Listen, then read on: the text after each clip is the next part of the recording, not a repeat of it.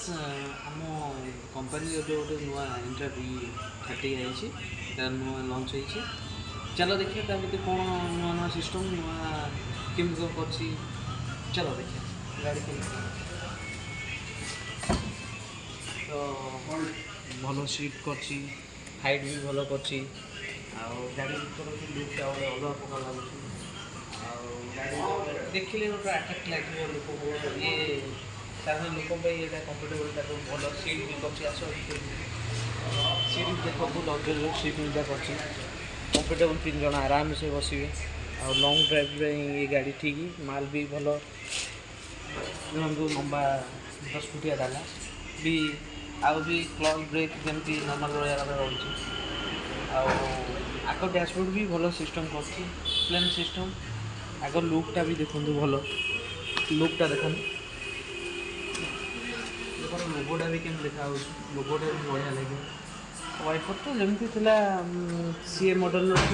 टे डिफरेन्स भल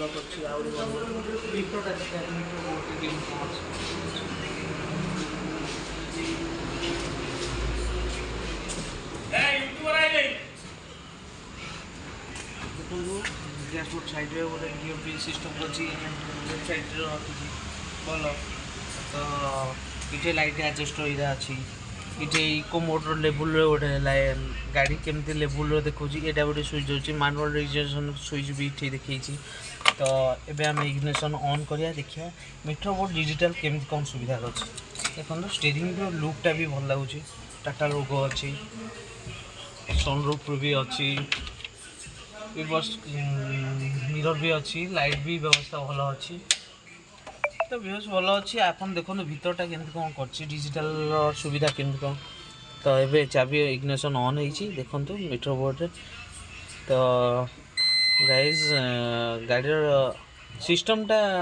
देखो डिजिटल मीटर यहाँ है टेम्परेचरटा देखा टेम्परेचर 2टा अच्छी बोधे ये स्टार्ट करते तो यहाँ जो बैटरी लाइट देखा आमर इंडिकेट कर डायनामा जदि करेन्ट फेल हम यहाँ लाइट जलिक रहा तो ये स्टार्ट मारदे बंद होटा ऑयल प्रेशर स्विच लाइट आज्ञा यहाँ ऑयल कमिले यहाँ लाइट जले एमआई लैम्पटा जलुची तो यहाँ स्टार्टिंग पूर्व यहाँ सिग्नल तो ये स्टार्ट मारिया देखिया ये सब लिभुच कि नहीं आसतु देखिए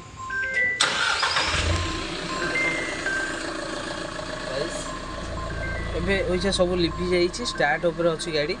एमआई लैम्पटा ये सब कटि जाइए जो लाइटा येलो कलर जलुची।